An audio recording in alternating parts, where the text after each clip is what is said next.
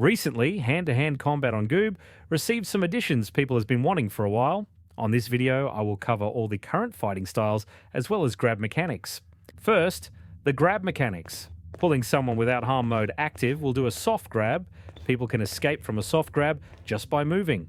Doing it on harm mode, it's a little different. On the initial grab, you will also do a soft grab that can be escaped easily by clicking the new moodlet on screen or walking away. Doing another grab on someone you're already pulling will upgrade the grab into a hard grab. Once someone is hard grabbed, they can't move on their own and must resist by clicking on the moodlet to escape the hard grab. The escape, it's RNG. If you grab again on a hard grab, it will upgrade to chokehold. This will use both of your hands. The person being choked cannot speak, and it will slowly take air loss damage. Escaping from a chokehold is harder than escaping from a hard grab. However, people on chokehold can still use their hands while the one choking has them both occupied. This means you can easily defend yourself by attacking the person choking you. People that are being hard grabbed cannot grab the person pulling them. If you have someone on chokehold, you can table the person by punching on a table. This actually does not do that much normal damage, but it will drain half the stamina from someone. This is the case even with glass tables. And finally, if we have someone on hard grab or chokehold, we can throw them around. If the body hits other people, it will knock them down. This will do 5 blunt to anybody being hit and 10 for the person you throw. Now let's see real martial arts. Cindies can purchase the sleeping carp style on the weaponry section of the uplink.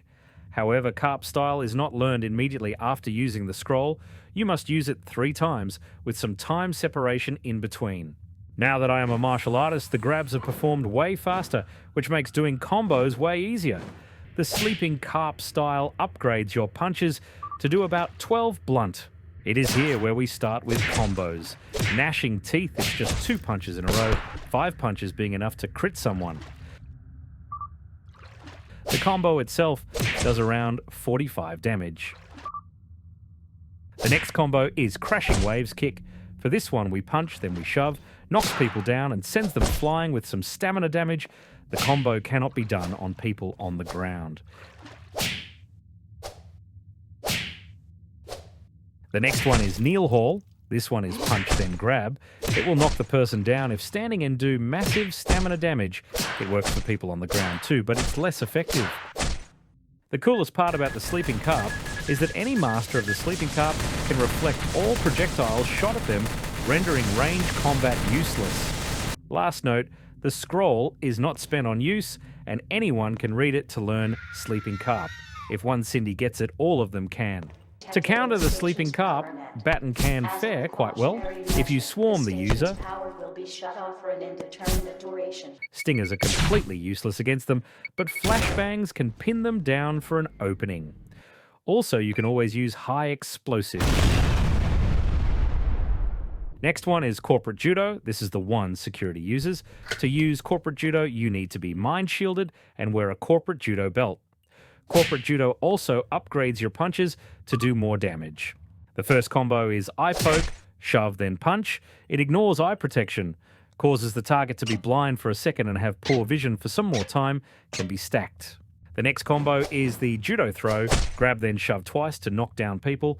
This does no damage and makes people drop what they have in hand. The armbar combo is shove twice, then grab twice. When used on a person that's standing up, it makes them drop what they have in hand, but it won't do any stamina damage. When used on someone that's on the ground, it will immediately turn your grab into chokehold and do 60 stamina damage. To stamina crit someone, you have to combine the throw with the armbar. Batons won't work if you are using the Judo belt. Next is Close Quarters Combat, abbreviated to CQC. This one is used both by the crew and nookies. Nookies can get it on the Deception section of the uplink. The manual is one use and will be spent after reading it. CQC is the most complicated one at the moment. It makes your shoves always hit and do 25 stamina damage per hit. Your punch damage, however, will remain the same. The first combo we will see is Slam, Grab, then Punch. Only works on people standing and does 50 stamina damage. The knockdown is also quite lengthy. Next one is Pressure. Shove, then Grab. It will do 40 stamina damage and steal the item the other person is using on his active hand. If the item is not on their active hand, you will not steal it. Next one is consecutive, which is shove twice, then punch. This one will basically stamina crit anybody. And last, the CQC kick, which is just punch twice. This one, just like crashing waves, will push people away and do some damage. If it's used on someone that's on the ground, it will do more stamina damage and put them to sleep.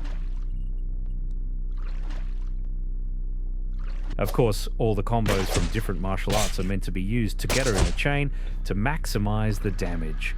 And just as a quick reminder, people on the ground cannot dodge attacks, so easy decapitation if you have a D-limb weapon. But just like I said, Nukis are not the only ones that are able to use CQC. Blue Shield Officer can get a nano-trazen version of the CQC manual as a choice for his loadout. Chefs can use CQC, which in their case stands for Close Quarters Cooking, as long as they are on the kitchen or the bar. Ask for permission before entering the kitchen or get ready for some ass whooping.